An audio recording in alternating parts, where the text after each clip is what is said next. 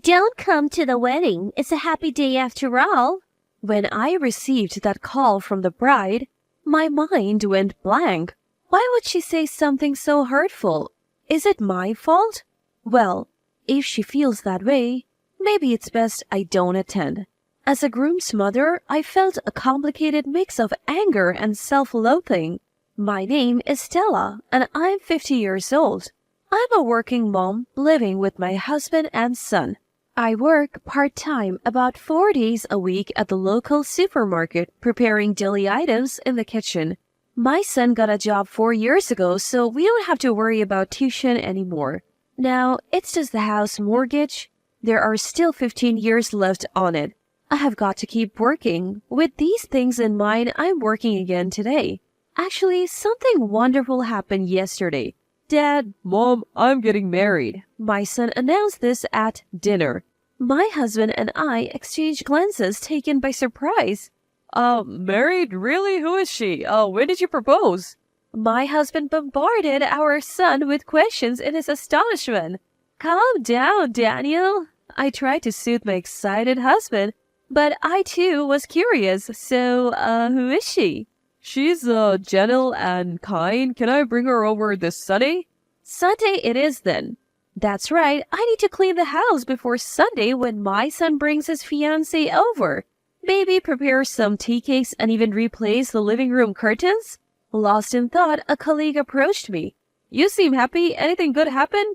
Everyone in the kitchen wears large masks, so facial expressions are hidden, but did my good mood still shine through? Feeling a bit embarrassed, I replied, You caught me. My son is getting married. Oh, congratulations. How old is your son? He's 27 this year, finally done with parenting. It felt like a weight lifted off my shoulders. Despite everything, I couldn't believe my son was getting married. You know, my son's bringing his girlfriend over this Sunday. I couldn't help but share my excitement. I can't wait. Wonder what she's like. He told me she's a gentle and kind person. I'm sure she's wonderful. I eagerly awaited Sunday. When the day finally came, I put on a bit more makeup than usual. Gotta make a good first impression. I looked in the mirror, checking my reflection. A reddish scar stretched from my right cheek to my ear. Makeup somewhat hides it, but will it still stand out? Lost in my thoughts, in front of the mirror, my husband approached. What are you doing? Just trying to cover this up a bit. Don't worry too much. You're beautiful just the way you are. His words warmed my heart. He's such a kind soul. Thank you. It's a thing of the past. I don't mind. I mean, I have my loving husband and son. What's a little scar, right? I wish I could truly say that, but a woman's vanity? Having a permanent burn mark on my face is hard to overlook.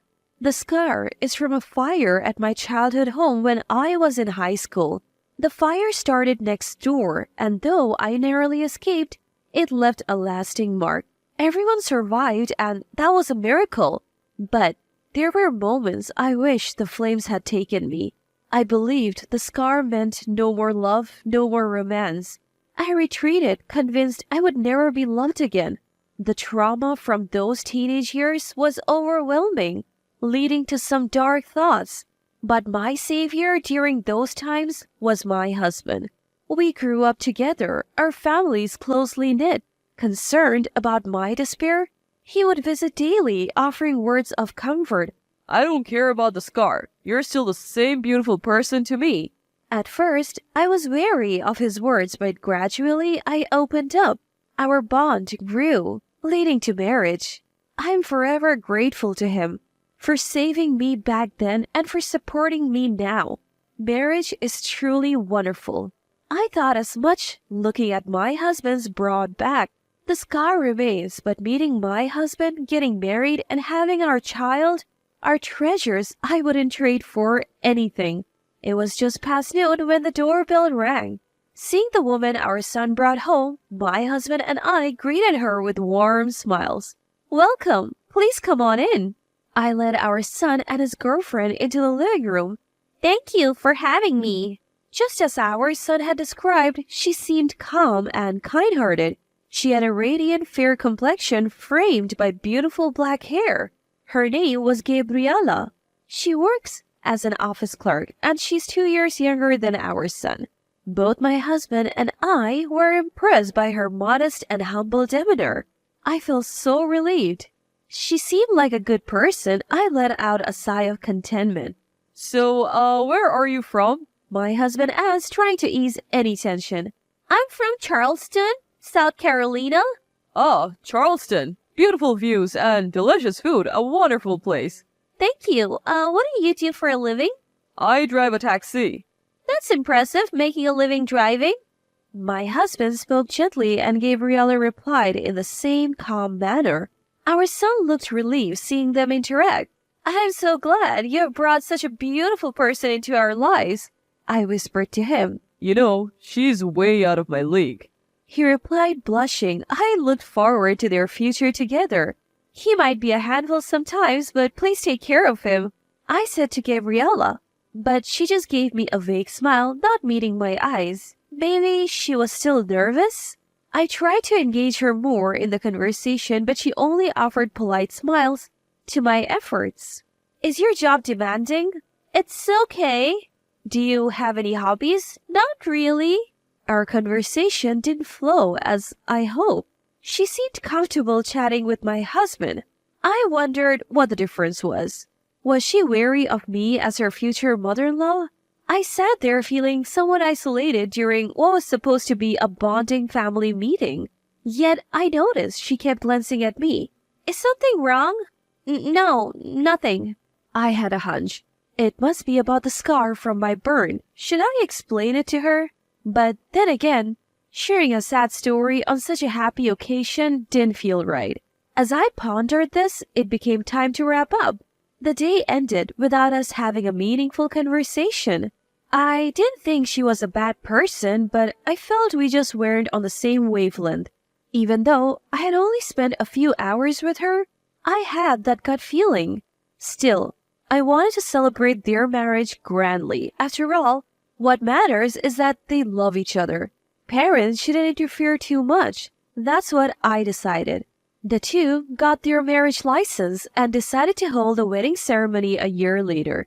Since she was a child, the bride had always dreamed of a grand wedding and was adamant about sparing no expense. I had heard a few times from my son about how particular his bride-to-be was. I sometimes wished I had my own big wedding. I never did. Conscious of the burn scars, I felt a twinge of envy. I guess it's every girl's dream, but right now I'm happy. My son moved out and it's just me and my husband. It feels refreshing, like we're newlyweds again. From now on, if we can live modestly in our old age, that's enough for us. Hey. What is it, Daniel? Did you send something to Gabriela? Yes, I sent her the oranges our neighbor gave us. I had sent her a share of what we got a few days ago. Why did my husband know about it? They said it arrived crushed and rotten. What? They were fine when I sent them? Oh, maybe a few bad ones got mixed in and rotted? I immediately called my daughter-in-law. I am so sorry. I thought I checked them thoroughly. I would prefer if you didn't send gifts like that again. It's a bother. For some reason, she sounded hostile. But it was clear I was at fault, so I apologized deeply. I'm truly sorry. I won't send anything again. Also, we're pretty busy over here, so if you could refrain from calling too often. I understand. I'll be more mindful. She abruptly hung up. The only time I had called was to ask about the wedding. Did she really despise calls from her mother-in-law that much? She seemed like a completely different person from when we first met. Maybe it's best to limit our interactions. As I thought that and decided to limit my communication, my phone rang. Hello, Mom? It was a call from my son. What's up? Did something happen? Well, Gabriela mentioned that Mom was being cold to her. Did something happen? It's not that I'm being cold. You two are newlyweds, and you wouldn't want your mother meddling too much, right?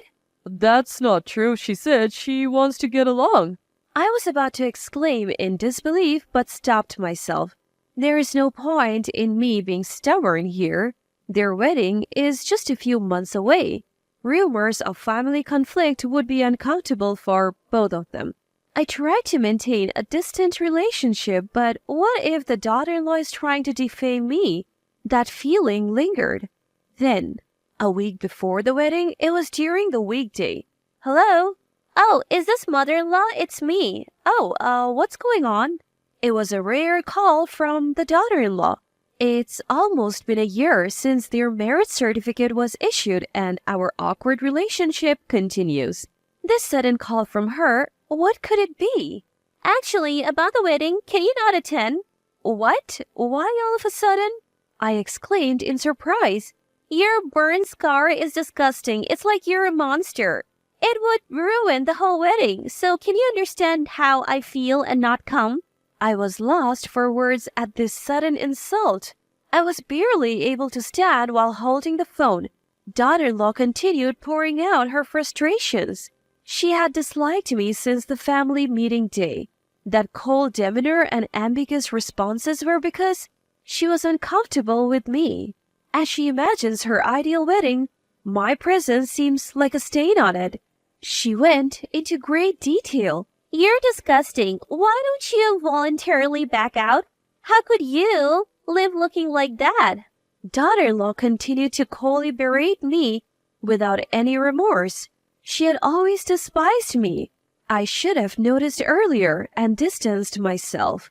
It's too late now. The rift between daughter-in-law and me became insurmountable. Thinking I had to get along feels so naive now. So you're telling me to skip the wedding, right? Yes, that's right. Fine. Great. Please don't come to the venue on the day. Just say you weren't feeling well. All right, I'll do that. With that, I hung up the phone with a click. Skip the wedding? Does she even know who she's talking to? Challenge accepted. I'll gladly miss it. But with that determination, I couldn't hold back the tears.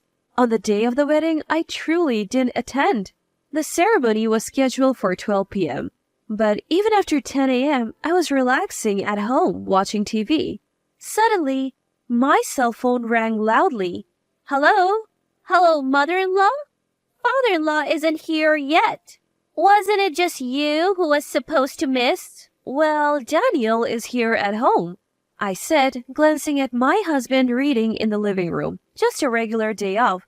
What do you mean? He suddenly felt unwell. I was just about to let you know. I handed the phone to my husband. Sorry, but I can't make it today. I'm feeling off, just like my wife. Wait a minute, father-in-law, a last-minute cancellation?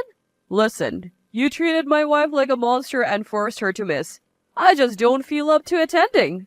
I could tell Gabriella went silent on the other end when my husband said that. His eyes burned with anger. Normally, he's so calm and hardly ever shows anger. Look, that's how it is, so we won't be attending. And we didn't attend the wedding.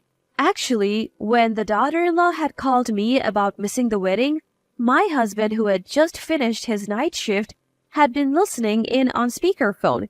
He remembered every single word of that conversation. And after hanging up, seeing me in tears, he hugged me and said, I won't let you take the blame alone. I'll skip it too. We are in this together as a couple. I couldn't help but feel I made the right choice marrying him. We had informed our son in advance that we would be skipping the wedding. We explained everything and declared we would never be involved with a daughter-in-law again. The husband told him, if you still want to be with Gabriella, do your best to protect her, but I cannot forgive Gabriella for insulting my wife. We don't need any further relationship with her.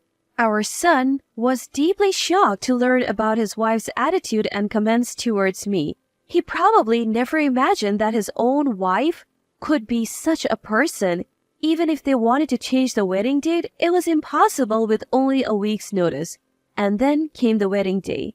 Our relatives were puzzled when we didn't show up. When questioned, our son spilled everything. The wedding was called off and was turned into a casual dinner gathering.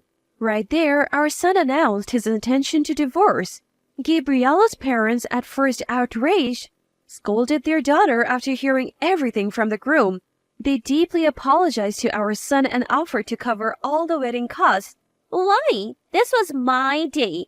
I just wanted my dream wedding. Why did this happen? I just wanted a wonderful ceremony. No, I will have my wedding. I wanted to be envied by my friends. In her wedding dress, Gabriella sobbed and screamed while the relatives watched from a distance. Afterwards, the two formally divorced. Their marriage lasted just a little over a year. Upon hearing about the whole fiasco, friends and acquaintances distanced themselves from Gabriella, leaving her isolated. From time to time, she contacts our son. Nobody's on my side, not even my friends. You're the only one for me. But our son remains steadfast and seems to ignore her. The only thing I regret is that my son's wedding ended in such a sad way. Even if it was largely Gabriella's fault, I can't shake off the guilt of being part of the reason. It's okay, Mom. This happened because of my choices. I want a relationship like you and Dad's. I want to trust and support each other. I never expected our son to say that to me. Overwhelmed with emotion, I gently stroked his head. Life is long. Even in tough times, it's okay. There was always chances for happiness in the future.